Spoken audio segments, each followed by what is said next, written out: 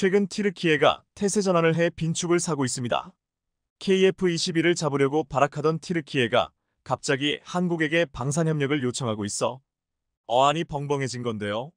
최근에서야 한국 방산과 경쟁하려 했던 자신들의 실수를 깨달으며 두 손 두 발을 다 들었다고 합니다.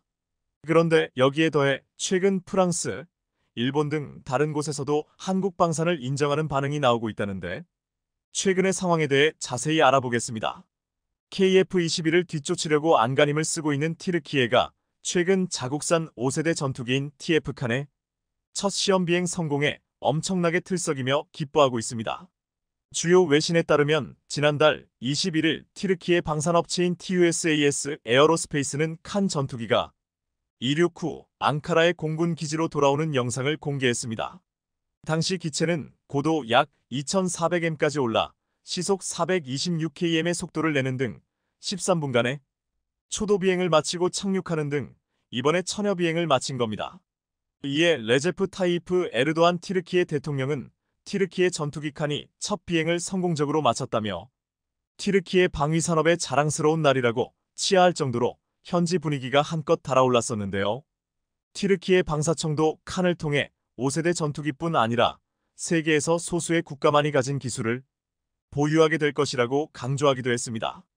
과거 TFX로 불렸던 칸 전투기는 튀르키예가 미국에서 도입한 F-16 전투기를 대체하기 위해 2010년 개발에 착수한 자국산 5세대 전투기로 알려졌습니다. 시험 비행에는 4세대 F-16 전투기에 쓰이는 미국 GE의 F-110 쌍발 엔진이 사용됐지만 튀르키예는 오는 2028년 국내 생산을 목표로 자체 엔진 개발에 박차를 가하고 있습니다. 이렇듯 튀르키예에서는 TF-칸이 대한민국의 보람의 전투기 KF-21의 강력한 경쟁자로 등극했다며 KF-21을 거의 다 쫓아왔다고 난리법석이라고 합니다. 하지만 정작 튀르키예 언론에서는 칸 전투기 프로젝트의 배경을 놓고 다른 평가가 쏟아지고 있다는데요. 다름 아닌 14년 전 튀르키예 군이 한국 공군을 방문해 항공기 개발 상황을 참고했던 게 개발 작업의 시발점이었다는 사실이 밝혀지며 역시나 한국이 있었다는 평가가 나오고 있다고 합니다. 이와 관련해 휘리에트 등 현지 언론은 최근 분석 기사를 통해 프로젝트의 탄생 비화를 소개했습니다. 이 매체에 따르면 2010년 튀르키예 공군은 얄친 에르컬 소장을 한국에 파견해 한국 공군의 자국산 항공기 개발 준비 상황을 현장에서 점검할 것을 지시했습니다. 얼마 후 귀국한 에르컬 소장은 국산 항공기 개발에는 임무 컴퓨터와 비행 컴퓨터가 필수이며 이를 위해서는 두 프로젝트에 R&D 자금을 배정해야 한다는 내용의 보고서를 작성했는데요. 그런데 이 보고서 내용이 당시 에르도안 총리의 전투기 개발 결정으로 이어졌다는 설명입니다. 이런 이유로 튀르키예 정부의 한 관계자는 알타이 전차 개발 때처럼 칸 전투기 관련해서도 향후 한국과 협력 가능성이 논의될 수 있을 것이라고 언급하는 등 그 사실을 방증했습니다. 상황이 이럼에도 불구하고 얼마 전 튀르키예 대통령은 칸 전투기가 이륙하는 모습이 담긴 사진을 직접 공유하고 5세대 전투기를 생산하는 과정에서 매우 중요한 단계를 통과했다며 KF-21을 금방이라도 하지만 현실적으로 보면 결국 튀르키예의 칸 전투기 개발이 처참한 실패로 끝날 가능성이 높다고 합니다. 현재 튀르키예는 칸이 높은 스텔스 성능을 자랑하는 5세대 스텔스 전투기라고 홍보하고 있지만 엄밀히 따져보면 그렇지 않습니다. 실제로 칸 전투기는 전투기 배면에 공대공 미사일 2발을 탑재하는 정도의 내부 무장창만 같기에 미국이 판매를 거부한 F-35A 전투기보다도 내부 무장 탑재량이 떨어집니다.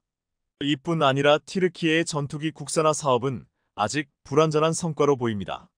실제로 이번에 첫 비행에 나선 칸 전투기는 지상 시험용으로 제작된 시제기로 F-16에 사용되는 미국산 F-110 엔진 2기를 탑재하고 있기 때문입니다. 튀르키예는 향후 칸 전투기의 향후 자체 생산 엔진을 도입할 계획이지만 해외 협력사가 확정됐다는 소식은 아직까지 나오지 않았다는 점이 눈에 띕니다. 이와 관련해 튀르키예 방위산업청이 칸의 자체 생산 엔진 도입이 예정대로 2028년 시작될 것으로 보인다고 재차 밝혔지만 말뿐일 가능성이 매우 큽니다. 심지어 최근 튀르키예는 칸 전투기가 실전 배치될 때까지 남은 공백을 메우기 위해 자국의 공군력을 개선하기 위한 계약도 체결했는데요. 주요 외신에 따르면 앞서 튀르키예는 스웨덴의 나토 가입을 대가로 미국으로부터 F-16 전투기 추가 구매 승인을 받았습니다. 여기에는 최신 사양의 F-16 전투기 40대 구매뿐 아니라 기존 F-16 전투기 79대를 현대화하는 개량 키트도 포함된 것으로 알려졌습니다. 칸 전투기 성능과 개발에 누구보다 자신이 있다면 미국과 이런 계약을 적극적으로 체결하려고 하지 않았을 겁니다. 실제로 미 군사 매체 내셔널 인터레스트도 칸 전투기가 제대로 된 작전 능력을 보유하기까지 상당한 시간이 걸릴 것으로 보인다며 튀르키예가 칸 전투기를 직접 만들고 있다고 홍보하지만 사실 예전부터 주요 부품과 기술을 해외 아웃소싱으로 들어오고 있었다고 지적했습니다. 결국 튀르키예는 5세대 전투기를 스스로 개발할 역량과 실력이 턱없이 부족한 상황으로 겉만 번지르르한 중국산 스텔스 전투기와 별반 다를 것이 없다는 평가가 나옵니다. 과거 F-35의 공동개발국이었던 튀르키예의 첫 국산 전투기 사업은 2016년 TAI가 제작사로 선정되면서 시작됐는데요. 원래 튀르키예는 미국의 스텔스 전투기인 F-35A 라이트닝2를 주력으로 삼고, 그런데 튀르키예가 2017년 러시아로부터 지대공 미사일인 S-400을 사온다고 발표하면서 사달이 났습니다. 미국은 튀르키예가 F-35와 S-400을 함께 운용할 경우 F-35의 정보가 러시아로 넘어갈 수 있다고 우려한 겁니다. 그리고 결국 미국은 2019년 튀르키예를 F-35 공동개발 프로그램에서 내쫓았고, 갑자기 칸 전투기의 개발 목표는 몸집을 키워 보조 전투기에서 주력 전투기로 본격적인 5세대 스텔스 전투기로 높아졌습니다. 이렇듯 계획에 없던 5세대 전투기 개발에 나서게 된 튀르키예가 처음에는 근거 없는 자신감을 보이다가 최근엔 현실을 깨닫고는 바로 꼬리를 내린 상황이라고 합니다. 실제로 최근 튀르키예 방산업계가 한국에 기술 협업 러브콜을 보내면서 도움의 요청을 해왔다고 하는데요. 튀르키예가 방위산업의 국산화를 목표로 칸 프로젝트를 추진 중인 가운데 스스로 해낼 자신이 없자 한국과 첨단 기술 협업을 바라고 있는 겁니다. 방산업계에 따르면 현재 튀르키예 방산업체는 한국의 연구 개발부터 공급망 진입까지 광범위한 협력을 요청하면서 애처로운 시선을 보내고 있다고 합니다. 지난 7일 튀르키예 주요 방산기업은 코트라 이스탄불 무역관과 한 튀르키예 우주항공 웨비나를 진행하기도 했는데, 이날 참석자들은 한국 방산 기업과의 협업할 수 있는 분야를 적극적으로 이야기하며 도움을 요청했습니다. 현재 튀르키예 방산 기업은 첨단 소재와 원부자재 중심으로 해외 벤더들을 발굴 중인데, 특히나 한국 방산과 협력을 희망하면서 한국의 첨단 기술 도입을 바라고 있는 상황입니다. 앞서 말씀드렸던 것처럼 튀르키예는 과거 동맹국이었던 미국에 의한 무기 금수 조치 경험 때문에 칸 전투기를 자체 개발하고 있는데, 여러 분야에서 기술적 한계를 느끼고 한국에게 러브콜을 보내오고 있는 중입니다. 대한민국의 발전된 군사기술과 협력을 통해 이러한 한계를 극복하고자 하는 상황으로 그 어느 때보다 적극적인 모습을 보이고 있는데요. 이를 위해 최근 튀르키예는 국방 예산도 확대했는데, 올해 튀르키예 국방부 예산은 405억 달러로 작년보다 무려 250%나 증액 편성하기도 했습니다. 그런데 최근 튀르키예뿐 아니라 방산업 폭망 위기에 처한 프랑스에서도 한국산 방산 도입과 더불어 협력을 원하고 있는 것으로 알려졌습니다. 프랑스도 과거의 독일처럼 방위 산업이 몰락의 길을 걷고 있는데, 이로 인해 어려움이 이만저만이 아닌 상황이라고 합니다.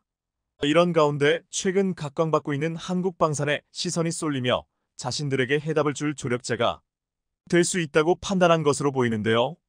지난달 군사 매체 브레이킹 디펜스는 프랑스 군 당국자가 무기 생산 속도가 개선되지 않는다면 앞으로 프랑스의 방위 산업은 심각한 위기에 처할 것이라며, 사태가 심각해지면 이에 대해 징계를 내릴 수 있다고.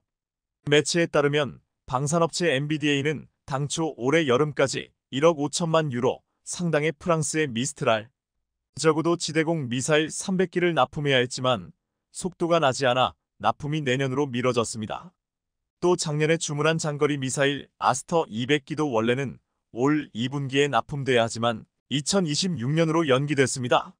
우크라이나에 장비를 납품해야 하는 국제정세 상황을 감안해도 배송 시일이 늦다는 건 부인할 수 없는데, 상황이 이러자 현지에서는 총알 배송의 한국 방산과 너무나 비교되고 있다고 합니다. 심지어 일본의 우익 매체로 유명한 산케이에서도 미국보다 한국 방산이 낫다고 말하는 중인데요. 상케이는 T-50은 한국 공군의 블랙 이글스에서 사용돼 세계 각국의 에어쇼에서 높은 평가를 받고 있다며 경공격기로도 수출되고 있다고 극찬했습니다. 그러면서 일본의 국산기 T사도 항공자위대에서 블루 임펄스로 고개 비행을 하면서 인기를 보유하고 있지만 앞으로는 T-50에게 그 자리를 빼앗길 가능성이 매우 높다고 강조했습니다. 일본을 둘러싼 국제 정세, 특히나 글로벌 방산업계 환경에 대한 현실적인 분석과 전망이 매우 인상 깊은데요. 전 세계 방산업계 내에서 한국 방산이 해야 할 일이 앞으로 더욱더 많아질 것으로 보입니다. 중국의 도를 넘은 행위를 참지 못한 필리핀이 결국 폭발하고 말았습니다. 남중국해 영유권 문제를 놓고 중국과 갈등을 빚고 있는 필리핀이 강력히 대응하고 나서면서 긴장감이 최고조에 달하고 있는 건데요. 그런데 예상보다 상황이 심각해지자 필리핀이 중국의 괴롭힘으로부터 한국이 나서달라며 한국에 긴급한 도움을 요청해왔다고 하는데 이에 대해 자세히 알아보겠습니다. 최근 중국과 필리핀의 사이에 긴장감이 최고조에 달하는 등 심상치 않은 분위기가 감지되고 있습니다. 남중국해에서 필리핀이 중국이 설치한 해상 장벽을 처음으로 직접 제거해 나서면서 중국과 필리핀 사이의 갈등이 충돌로 커질 수 있다는 우려가 나오고 있는 겁니다. 주요 외신에 따르면 중국군이 필리핀 선박 진입을 막기 위해 설치한 밧줄 장벽을 제거하기 위해 필리핀 해안경비대 소속 잠수부가 바닷속에서 밧줄을 자르는 동영상이 공개됐습니다. 필리핀 정부는 해당 동영상과 함께 장벽이 항해를 방해하며 명백한 국제법 위반이라며 장벽 제거가 페르디난드 대통령 지시라고 밝히는 성명을 발표했습니다. 그것도 그럴 것이 사실 남중국해 긴장이 가장 높은 곳이 바로 필리핀 주변 지역인데요. 중국 선박이 필리핀 어선들의 조업을 방해하고 필리핀이 헤이그 국제사법재판소로부터 배타적 경제 수역으로 인정받은 해역에서 석유와 가스 시출을 제대로 못하고 있기 때문입니다. 현재 중국은 베트남, 말레이시아, 브루나이, 인도네시아, 필리핀 주변 해역 등 중국 본토에서 수천 km 이상 떨어진 곳을 포함해 남중국해의 90%가 자국 영해라고 주장합니다. 그런데 필리핀이 이번 성명을 통해 앞으로 중국의 영토 주장에 보다 강경하게 맞설 의지를 강력히 드러낸 겁니다. 이런 상황에 일각에서는 중국과 필리핀 사이의 군사적 충돌의 위험 가능성이 있을 것으로 염려하는 목소리가 나옵니다. 이에 필리핀은 지난 4일 중국 측 선박으로부터 물대포 공격을 받았던 분쟁 해역 암초 부근에 또다시 보급선과 해경선을 보내며 중국을 차단했는데요. 그리고 이런 필리핀의 행동에 중국은 자국의 허가 없이 스프레틀리 군도 인근 해역에 필리핀이 무단 진입했다며 필리핀 선박에 대해 경고장을 날렸습니다. 가니 중국 해경 대변인은 중국은 이들 해역에 논쟁의 여지가 없는 주권을 갖고 있다며 필리핀이 불법적으로 좌초한 군용선에 불법 자재를 운송하는 걸 단호히 반대한다고 비판했습니다. 현재 중국은 필리핀이 불법으로 암초를 점거하고 영구 점령하고 있다고 주장하는 한편 좌초 군함을 예인하라고 요구하고 있는데 지난 8월 중국 해경이 필리핀 해경선을 향해 물대포를 발사하면서 이번 일을 촉발시켰습니다.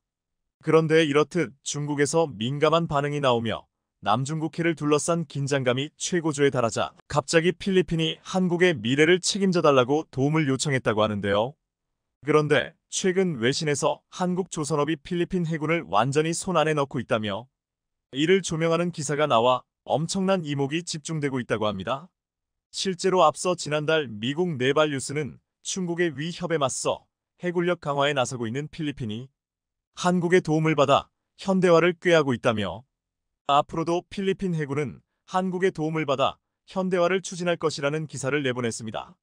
네발뉴스는 한국은 필리핀 해군의 미래를 만들어가는 핵심이라며 각종 함정의 판매와 구형함 성능 개량에 이르기까지 사실상 필리핀 해군을 한국이 만들어가고 있다고 평가했습니다. 매체는 필리핀 해군은 2028년까지 한국으로부터 호위함, 초계함, 원양 초계함 등 최소 12척의 전투함을 도입할 것으로 보인다며 한국은 호세리잘급의 성공적인 인도 이후 필리핀 해군력 강화에 큰 역할을 하고 있다고 밝혔습니다. 그러면서 앞으로 필리핀 해군이 한국으로부터 인도받을 함정들을 합하면 사실상 모든 수상 전투함이 한국의 도움으로 이뤄진 것이라고 강조했습니다. 한국이 필리핀의 수상함을 싹쓸이하는 등 믿을 수 없는 일이 벌어지고 있다며 한국 조선업의 우수성에 놀라운 기색을 감추지 못하고 있는 건데요. 실제로 현재 한국 방산이 전 세계에서 큰 주목을 받고 있지만 이 가운데 특히나 전 세계 방산 업계 관계자들이 극찬을 아끼지 않고 있는 건 한국의 오랜 함정 건조 경험과 우수한 기술력입니다. 지난 6월 HD현대중공업 울산 본사에서는 외국 함정이 우리나라 해군 장병과 직원들의 환영을 받으며 입항하는 보기 드문 광경이 펼쳐졌는데요. 다름 아닌 2020년 HD현대중공업이 건조해 필리핀 해군에 인도한 호위함인 호세리자람이 3년 만에 정기 창정비를 위해 입항한 겁니다. 호세리자람은 필리핀이 해군 전력 현대화를 위해 처음으로 해외 조선소에 발주한 함정으로 유류 수급 없이 최대 4,500캐리 이상을 항해할 수 있고 76함포와 함대 공미사일, 어뢰 등 다양한 무기체계를 탑재하고 있습니다. 2020년 취역 첫해 다국적 해상훈련인 림팩 훈련에 참가해 우수한 성능을 입증하며 국제적 위상을 높이는 등 지금은 필리핀 해군의 대표 주력 함정으로 활약 중입니다. 이렇듯 호세리자람의 성공으로 HD현대중공업은 동급의 두 번째 함정인 안토니오 루나함도 재작년에 필리핀에 인도하며 엄청난 신뢰를 쌓았습니다. 이 덕분에 현재 HD현대중공업은 다른 함정들도 건조하고 있는데 앞서 2021년 필리핀에서 수주한 3,200톤급 초계함 두 척줄 첫 번째 함정을 올해 5월 착공해 건조하고 있으며 두 번째 함정은 다음 달에 착공할 예정입니다. 그런데 이 외에도 HD현대중공업은 작년에 필리핀에서 2,400톤급 원해경비함 6척을 수주하는 등 지금까지 필리핀에서만 총 10척의 함정을 수주하는 쾌거를 달성했는데요. 호세리자람을 필두로 앞서 두 척의 호위함을 성공적으로 인도하며 한국의 기술력과 건조 능력에 대해 필리핀 해군에 확고한 신뢰를 얻은 게 추가 수주로 이어졌던 겁니다. 35년 전에 시작한 HD현대중공업의 함정 수출 역사가 비로소 정점에 찍게 된 것으로 보입니다. 방산업계에 따르면 HD현대중공업은 1988년 뉴질랜드의 군수지원함 엔데버호를 인도하며 함정 수출 시대를 열었고 이어 1997년 방글라데시의 경비함, 2001년 베네수엘라의 군수지원함을 잇따라 수출했습니다. 지금까지 HD현대중공업이 해외에서 수주한 함정은 총 14척으로 이는 국내 업체가 해외에서 수주한 함정 중 60%가 넘는 놀라운 수치입니다. 그런데 이런 해외 수출은 HD현대중공업이 오랜 기간 국내 함정을 건조하며 쌓아온 기술력과 경험이 바탕이 됐기에 가능했다는 게 방산업계 전문가들의 평가입니다. 실제로 HD현대중공업은 1980년 우리나라 최초의 국산 전투함인 1,500톤급 울산함을 건조하며 본격적인 국산 전투함 시대에 막을 올렸고 현재까지 국내에서 가장 많은 79척의 수상함을 건조했으며 잠수함도 9척을 건조했습니다. 특히 첨단 기술이 집약돼 꿈의 함정으로 불리는 이지스함 분야에서 독보적인 기술력과 실적을 지니고 있는 게 큰 특징입니다. 실제로 우리나라 최초의 이지스함인 세종대왕함을 독자 기술로 설계하고 건조해 2008년 해군에 인도한 걸 비롯해 세종대왕급 이지스함 3척 중 2척을 건조했는데요. 또 총 3척을 건조하는 차세대 이지스함을 모두 수주하며 앞선 기술력을 인정받는 등 우리나라 해군이 보유하게 될 6척의 이지스함 중 5척을 HD현대중공업이 건조하게 됐습니다.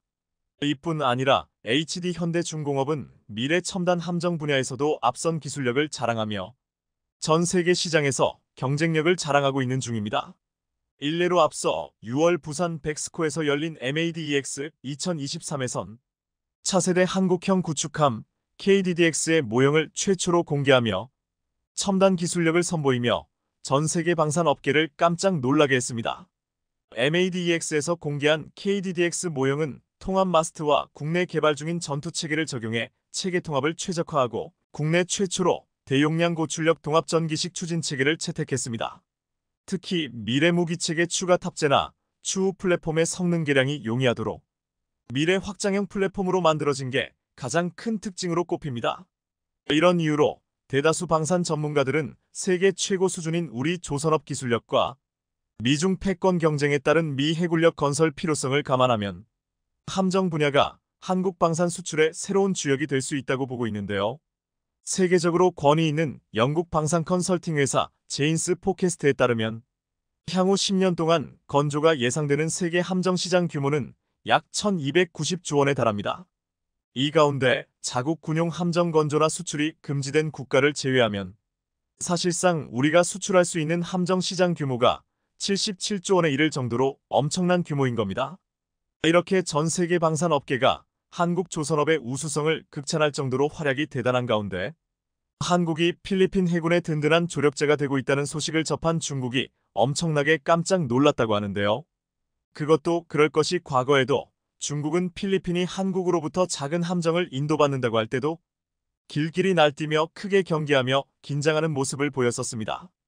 호세리잘급 이번함인 안토니오 루나함의 작전 배치에 따라 필리핀 해군이 중국 해군 함정을 다 때려잡자 예민한 반응을 보였던 겁니다. 실제로 필리핀 영해와 배타적 경제 수역을 침범하는 중국 함정을 상대하고 격파하고 있는 건 바로 한국에서 들여온 함정들인데 해성과 해공이 이들 함정에 탑재된다는 소식에 중국이 크게 겁을 먹었었습니다. 한국 미사일 기술은 세계에서 5번째 안에 들기 때문으로 가뜩이나 열세인데 한국의 퇴역함에 강력한 무기까지 탑재하자 중국의 이지스함으로도 필리핀 해군을 당해내지 못했습니다. 이뿐 아니라 한국은 여러 선진 기술들을 해군력의 총집결에 담대한 발전을 나날이 이룩하고 있는데요. 실제로 지난달 우리 해군 주최로 열린 2023 네이비시 고스트 발전 콘퍼런스에서는 해양 군집 유무인 복합 전투체계 MUMT 구축과 완전 자율 무인체계 기술에 대한 활발한 논의가 이어졌습니다. AI 기반의 무기체계 기술을 선점해야 하는 시대가 다가오고 있는 만큼 우리 해군도 완전 자율 유무인 복합 전투체계를 위한 핵심 기술을 미리 확보해야 한다는 겁니다. 해군에 따르면 현재 전투용 무인 잠수정과 무인 수상정을 조기에 확보하기 위해 핵심 기술을 개발하고 있다고 하는데요. 미래 해양전에서 한국이 어떤 모습으로 활약하게 될지 관심 있게 지켜보겠습니다. 한국은 단 한 세대 만에 세계적 수준의 해군으로 인정받았다. 마크 셰이퍼 주한미 해군사령관. 지난 8일 이임을 한 마크 셰이퍼 주한미군 해군사령관은 대한민국 해군의 발전 속도와 역량이 진심으로 놀랍다라며 극찬했습니다. 그는 친조부와 외조부가 한국전쟁에 참전했던 참전용사의 손자로서 미 해군 특수전 전문가로 한국의 해군사령관에 와서 한국 해군의 놀라운 발전을 직접 봤습니다. 이제 한국 해군은 미국에서도 인정받는 수준이 되고 있습니다. 또한 지난 4일 CNN은 대한민국이 만든 이지스 구축함 세종대왕함을 세계 최고의 군함으로 꼽아 주목받았습니다. CNN은 이들은 아마도 세계 최고의 군함일 것이다. 그리고 그들은 미국산이 아니다라는 제목으로 이를 보도했습니다. CNN은 한국은 가장 높은 사양과 저렴한 해군 하드웨어를 구축하고 있다고 말했습니다. CNN은 동아시아 지역 제해권을 둘러싼 미국과 중국의 경쟁이 고조되는 가운데 한국 해군이 보유 중인 세종대왕함급 이지스 구축함이 중국 해군력에 맞설 비밀병기로 부상했다고 표현하기도 했습니다. 그런데 한국은 지금 미래 해군의 핵심이라 불리는 새로운 해군 무기에 대한 개발도 엄청난 속도로 진행하고 있습니다. 최근 열린 국제해양방위산업전에서 하나오션은 차세대 구축함을 공개해 주목받았습니다. 적 레이더에 탐지될 확률을 낮춘 고도의 스텔스 성능을 갖추면서 공격력과 방어력을 높인 첨단 신형 함정 KDDX-5입니다. 길이 145m, 배수량 7,000톤급 구축함 KDDX-S는 스텔스 성능을 강화해 적군이 탐지할 수 없게 만들어 유령전함이라고도 부르고 있습니다. 이 유령전함은 보이지 않으면서도 무엇보다 막강한 화력을 갖추고 있습니다. 한 포는 포신을 포탑에 수납했다가 유사시 포탑 밖으로 꺼내서 쏘는 팝업 개념을 넣는데 한 포 뒤에는 한국 형수직 발사체계 KLVS-148세를 장착, 함대 공미사일과 대장미사일 등을 탑재한다고 했습니다. 여기에 드론이나 무인보트 공격을 탐지 격퇴할 레이저, 무기와 전자광학 추적 체계도 운용합니다. 또한 인구 감소에 따른 병역 자원 부족에 대응하고자 로봇 기술을 적용해 승조원 규모를 줄이겠다고 했는데 여기에 정찰 또는 공격 임무를 수행할 다양한 무인 무기를 실을 예정입니다. 무인 헬기 2대와 무인 수상정 2대, 무인 잠수정 2대가 탑재되어 위험 강도가 높은 임무를 사람 대신 수행한다는 것입니다. 그리고 아예 해상작전을 무인 장비로 수행하는 드론 항모도 등장할 것으로 보이고 있는데 HD 현대중공업과 하나오션은 무인 전력지 휘통제함을 내놓았습니다. 일각에서는 이것이 미래 해군의 핵심이 될 것이라 평가하고 있는데 한국은 이를 빠른 속도로 추진하고 있습니다. 무인전력 지휘통제함은 무입 수상정 USV 나무인 잠수정 UUV, 무인 항공기 UAV 등을 탑재하고 다니다 이를 출격시킬 수 있는데 HD 현대중공업에 따르면 무인전력 지휘통제함에 탑재 가능한 전력은 수직 이착륙형 드론 7대, 수상정, 잠수정 10여 대, 헬기형 항공기 1기 등입니다. 하나오션은 약 1만 6천 톤급으로 무인전력 지휘통제함을 내놓았는데 여기에 대형 고정의 드론 6기를 위한 전자식 항공기 발진 시스템 EMALS과 강제착 함장지를 갖춘 대형 활준로 1개를 포함한 활주로 3개를 탑재해 항공모함에 가까운 모습이었습니다. 해군은 이번 마덱스에서 미래 해양전에 대비해 구축 중인 새로운 전투체계 네이비 시고스트가 어떻게 구현될지를 보여줬습니다. 네이비 시고스트 전투체계는 수상함과 잡수함 등 유인전에 무인 수상증 USV, 무인 잠수증 UUV, 무인 항공기 UAV, 무인 자율 로봇, 무인 수중 자율기로 탐색제 AUV, 무인 차세대 기로 제거 처리기 EMDW 등 무인 전력이 총 합세해 전투를 벌이는 개념입니다. 이 전투 체계를 실현하면서 가장 주목받은 장면은 상륙작전이었는데 무인 수상정과 드론 편대가 돌격대로 적 해안의 소형 함정을 격파하고 상륙병력의 교두보를 확보했습니다. 이어 제285 무인 전력 지휘함이 다수의 군집 유령함과 헬기형 무인 항공기를 통제하며 진입했고 마무리는 상륙기동 헬기와 고속 상륙정 등 유인 전력이 맡았습니다. 이미 미국이 중국을 상대로 거대한 유령함대를 만들고 있는데 한국도 이를 구현하려 하고 있습니다. 그런데 일각에서는 한국이 미국이 구현하는 유령함대를 완성하는데 결정적 역할을 할 것이라는 말을 하고 있습니다. 최근 우크라이나 전쟁으로 인해 미국을 중심으로 서방 국가들이 러시아의 확장 정책을 견제하려는 가운데 이 틈을 타서 대만을 위협하고 있는 중국의 움직임 또한 심상치 않은 상황입니다. 지난 24일 대만 국방부는 중국 전투기 19대가 대만 주변에서 포착되었으며 이 중 8대가 대만 해협 중간선을 넘어 접근 수역인 24해리까지 근접했다고 알렸습니다. 이번 우크라이나 전쟁을 보고서 미국에서는 당장 미중 전쟁이 벌어진다면 미국이 불리할 것이라는 분석이 나오며 큰 우려를 하고 있습니다. 재래식 무기나 포탄을 만드는 미국의 생산력이 현저히 딸리고 무엇보다 지금 해군력에서도 중국이 미친 듯이 군함을 건조하며 미국을 추월했기 때문입니다. 이에 미국이 해결책으로 생각한 것이 바로 한국입니다. 한국의 수준 높고 빠르고 가격도 싼 군함 건조 능력을 미국이 이용하자는 것입니다. 지난 2월 미 해군 군함 조달 사업 수장이 한국 조선 3사를 극비리에 방문했습니다. 미 해군 산하 조직인 해군 시스템 사령부 톰 앤더슨 해군 제독은 한국을 찾아 한국 해군 함정 프로그램 정보를 보고 한국 조선해양과 대우조선해양, HJ중공업 등 국내 조선업체들을 방문했습니다. 톰 앤더슨 해군 제독은 미 국방부 최대 군사장비 개발과 조달을 책임지고 있기에 그를 한국에 보내 한국 조선 3사를 방문해 건조 능력을 파악하게 한 것은 큰 의미가 있다고 했습니다.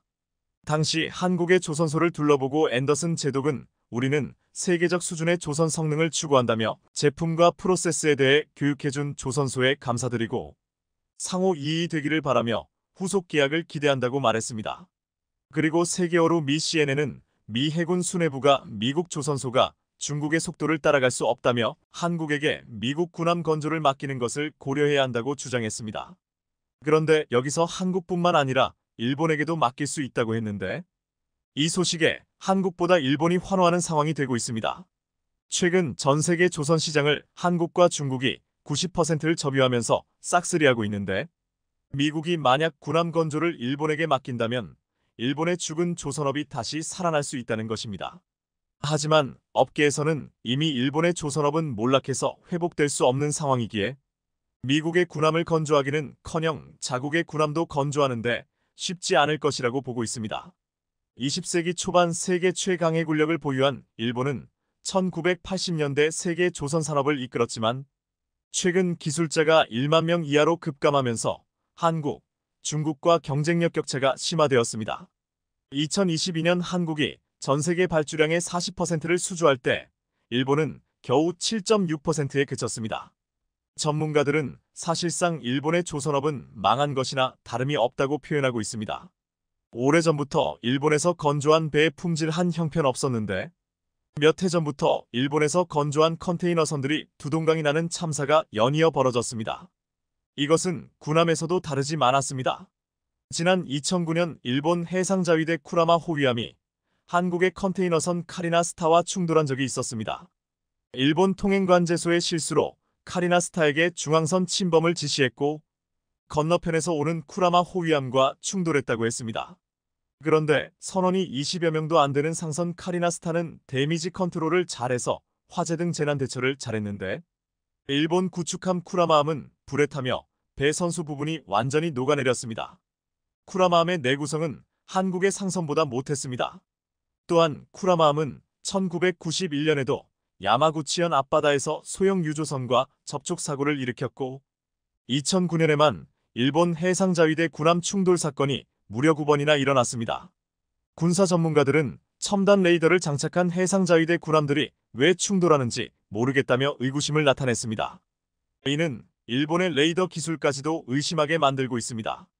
결국 일본은 미국이 요청하면 하겠다고 하겠지만 미국이 원하는 수준의 군함을 건조할 수 있을지 의심스럽다는 것입니다. 여기서 최근 한국 조선업의 놀라운 소식이 일본을 완전히 기죽였다고 했습니다. 지난 25일 HD현대가 사우디와 손을 잡고 선박 엔진 공장을 만들겠다고 보도했습니다.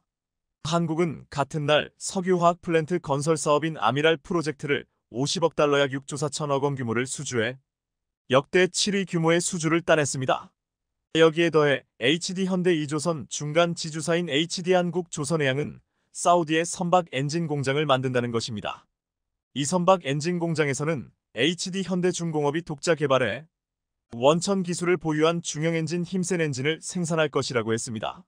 합작 엔진 공장은 사우디 동부 주바일 인근 라스 알카이르 지역의 킹살만 조선산업단지 내 15만이 규모로 설립되는데 이 공장은 2025년부터 본격 가동돼 연간 선박용 대형 엔진 30대, 중형 엔진 235대, 선박용 펌프 160대를 생산할 예정입니다.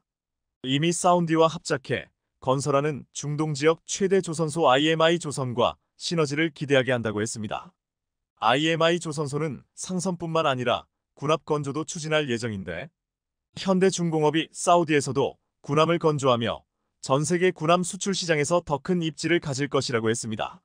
지난해 말 사우디 빈살만 왕세자는 한국을 찾아 약 20시간을 머물며 40조 원이 넘는 투자를 해서 강렬한 인상을 남겼습니다. 그런데 빈살만은 한국에 이어 일본을 방문할 예정이었지만 돌연 취소했습니다. 이 노골적인 일본 패싱에 대한 정확한 이유는 알려지지 않았지만 사우디 빈살만은 한국에게만 거대한 투자를 하며 일본을 당황케 만들었습니다. 중국은 값싸게 배를 건조하며 한국의 조선업과 경쟁하고 있습니다. 그런데 이제 전 세계 조선업에서 한국이 중국을 제압하는데 사우디가 큰 역할을 할 것이며 또한 미국이 한국에게 군함 건조를 부탁하는 러브콜로 이어질 것이라고 기대하고 있습니다. 한국은 이를 통해 군함 수출에서도 큰 경제적 이익을 얻을 뿐만 아니라 군함 건조와 기술력 향상으로 강력한 해군력을 가질 것으로 전망하고 있습니다. 한국산 무기를 싹쓸이해간 폴란드에서 얼마 전 치러진 총선의 여파로 정권 교체가 유력해지면서 여당 반대 세력들이 한국산 방산을 향해 비난을 퍼부었었는데요. 실제로 이들은 유럽산 방산 무기를 들여와야 한다며 한국산 무기의 성능을 깎아내리기에 나섰습니다. 하지만 마리우시 부아슈차크 폴란드 국방장관이 FA50에 대한 성능 논란을 일축시키면서 이내 곧 반대 여론은 잠잠해졌습니다. 그런데 최근 이렇게 한국의 FA50을 비판하던 폴란드에서 수석 파일럿이 FA50을 단독으로 비행한 후 엄청나게 격한 반응을 보였다는데 무슨 일이 벌어진 건지 자세히 알아보겠습니다. 현존 최강 스텔스기로 불리우는 미국 F-22 랩터를 훈련해서 격추시킨 FA-52이 이번엔 폴란드에서 또 한 건 했습니다. 최근 폴란드 야당에서 FA-50의 작전 능력이 낮다는 지적이 나왔던 사실이 민망해질 만큼 폴란드 공군을 뒤집어 놓은 일이 벌어진 건데요. 다름 아닌 폴란드 수석 파일럿이 한국에서 배운 비행 기술을 활용해 단독으로 KAI의 폴란드 수출형 FA-50GF 조종관을 잡았는데 단독 비행 후 충격적인 발언을 내놓은 겁니다. 방산업계에 따르면 폴란드 조종사 야첵 스톨라렉 공군 소령은 지난 16일 1시간가량 FA-50GF의 단독 비행을 수행했습니다. 이와 동시에 폴란드 국군 총사령부는 SNS 계정을 통해 야첵 스톨라렉 소령이 폴란드 민스크 마조비에츠키에 있는 제23 전술공군기지에서 KAI의 FA-50GF를 독립적으로 비행한 최초의 폴란드 조종사라고 밝혔습니다. 폴란드에서 FA-50GF를 운용하기 전 본격적으로 자국 조종사를 투입해 비행 시험을 벌인 것으로 이날 진행된 단독 비행은 FA-50GF 도입 후 단 3개월 만에 이뤄졌는데 기대만큼이나 성공리에 마무리됐습니다. 앞서 폴란드는 2차례에 걸쳐 8명의 폴란드군 조종사를 한국으로 보내 비행 훈련을 받게 했는데 1차 교육 대상자에는 바로 스톨라렉 소령이 포함돼 있었습니다. 스톨라렉 소령을 비롯해 폴란드군 조종사들은 FA-50과 재원이 유사한 국산 전술임운용 훈련기 TA-50을 통해 수탁 교육을 받으며 T-50 계열 항공기에 적응하기 위한 훈련을 진행했었는데요. 그리고 당시 스톨라렉 소령은 TA-50의 비행 범위와 가능성은 기대를 뛰어넘었다며 굉장히 인체공학적으로 설계돼 있고 내부에도 정보들이 많이 있어서 조종사들이 더 수월하게 임무를 수행할 수 있도록 도와줬다고 감탄했었습니다. 그러면서 그는 한국에서 한 모든 경험, 배운 모든 비행 기술은 폴란드에서 임무를 완수하는 데 도움이 될 것이라며 폴란드로 돌아가서도 지속적인 훈련을 통해 FA-50 비행 경험을 쌓아 교관이 되고 싶다고 소회를 밝혔었습니다. 이렇듯 앞서 TA-50 수탁 교육으로 우리와 인연을 맺었던 스톨라렉 소령이 이번에 또다시 특별한 인연을 과시했는데요. 방산업계에 따르면 한국에서 수탁 교육을 마치고 폴란드로 복귀한 폴란드군 조종사들은 FA-50GF 후방석에 올라 비행 감각을 잃지 않으려고 주기적으로 후방석에 탑승했던 것으로 전해집니다. 실제로 한국에서 교육을 받을 당시에도 폴란드군 조종사들은 누구보다 진지하게 공격적으로 훈련에 임하는 모습을 보이는 등 우리 공군이 감탄하지 않을 수 없었다고 합니다. 그것도 그럴 것이 사실 폴란드에서 주로 운용했던 미그-29와 T-50 계열이 시스템이 다른데 T-50의 항공기 컨트롤 시스템이 전자적으로 돼 있어 최첨단 전투기에 대한 비행 감각을 새로 익혀야 했기 때문입니다. 그리고 폴란드 조종사들의 이런 노력으로 FA-50GF 도입 후 불과 3개월 만에 단독 비행을 성공적으로 마칠 수 있었던 것으로 보입니다. 폴란드 매체에 따르면 야첵 스톨라렉 소령은 이번 비행 준비는 일주일 전부터 시작됐다며 비행 구역까지 단독 비행을 수행한 후 착륙을 위한 여러 가지 기동 훈련을 수행했다고 인터뷰에 응했습니다. 이에 앞서 폴란드 제23대대 대변인이자 FA-50 엔지니어인 마신 BORUTA 중령은 오늘은 매우 특별한 날이라며 미그-29의 30년 역사를 마무리하고 FA-50이라는 새로운 시대를 여는 날이기 때문이라고 밝히는 등 폴란드 군에서 이날을 얼마나 중요하게 여기는지 알 수 있었는데요. 그러면서 그는 조종사를 비롯해 FA-50을 운용하기 위해 모든 노력을 기울인 팀 전체가 자랑스럽다며 우리는 단기간에 훌륭한 성과를 냈다고 말했습니다. 폴란드 현지 매체에 따르면 이날 진행된 FA-50 단독 비행은 앞서 9월에 폴란드로 인도된 6호기로 이뤄졌으며 1시간 동안 다양한 기동 비행을 선보이며 성공적으로 단독 비행을 마무리했습니다. 폴란드는 이달 초 FA-50GF를 2기를 확보하면서 총 10기를 보유한 상태입니다. KAI는 작년 9월 폴란드와 FA-50 48기 수출 계약을 체결하면서 연말까지 FA-50GF 12기를 납품하고 나머지 36기는 폴란드 공군의 요구 사항에 맞춰 성능을 개량한 FA-50PL로 인도할 예정입니다. 이로써 KAI는 지난 7월 FA-50GF 1호기를 폴란드에 인도한 지 불과 4개월 만에 계약 물량 12대 모두를 전달하게 됐는데 이와 동시에 이번엔 최초의 폴란드 조종사가 탄생하게 됐습니다. 사실 지난 8월 15일 폴란드 군 열병식에서도 폴란드 조종사가 FA-50을 비행했지만 그 당시에는 우리 조종사가 전방석에 폴란드 조종사가 후방석에 탑승했기에 그야말로 단독 비행은 아니었습니다. 하지만 이번엔 폴란드 군 내에서 최초로 진행된 단독 비행으로 순식간에 미그-29에서 FA-50으로 기종 전환이 이뤄지게 된 겁니다. 사실 T-50 계열인 FA-50은 미국 로키드 마틴의 F-16 기술을 바탕으로 만들었기에 과거 수십 년 동안 미그-29를 운용했던 폴란드 군 조종사들이 처음엔 T-50 계열 항공기를 적응하는데 어려움을 토로했었습니다. 다시 말해서 소련제 항공기에서 서방제 항공기로 갑자기 기종 전환을 하는 게 여간 어려웠던 게 아니었던 겁니다.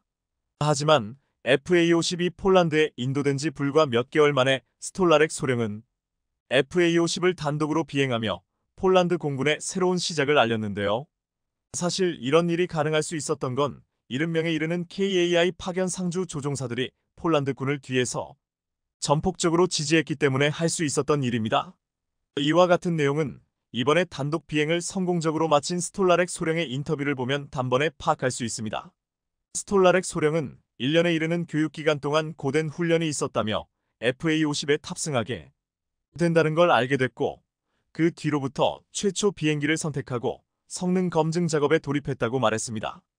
그는 비행을 즉시 할 수 있도록 모든 준비를 마치는 게 목표였다며 이를 위해 비행을 위한 전 과정을 교육받았고 이는 비행 중에 반드시 수반돼야 하는 여러 절차들 중 하나였다고 밝혔습니다. 스톨라렉 소령은 시간이 많이 걸리는 작업이었다며 그럼에도 불구하고 단독 비행의 순간이 다가오니 감정이 치밀어 오른다고 소감을 전했습니다. 그는 사전에 지정된 여러 가지 기동을 수행하기 위해 약속된 곳으로 조종간을 잡았다며 처음에는 다소 어려웠지만 막상 출발 이후에는 벅찬 마음으로 임무를 완수했다고 말했습니다. 아울러 스톨라렉 소령은 FA-50을 통해 비행하는 순간은 가히 환상적이었다고 감탄을 자아냈습니다. 이번에 야책 스톨라렉 소령의 단독 비행은 폴란드 공군이 새로운 항공기 운용에서 완전한 독립을 달성하기 시작했음을 의미하는데요. 또 23기지의 공군 공병 등이 FA-50의 엔지니어링과 항공 서비스가 가능함을 보여주는 대목이기도 합니다. 이런 이유로 이번 단독 비행 성공 이후 폴란드 국군 총사령부 공식 SNS에는 조종사, 엔지니어, 항공 부서의 놀라운 성과를 진심으로 축하드린다. 자부심을 느낀다라는 글을 올리며 곧바로 축하의 메시지를 전했습니다.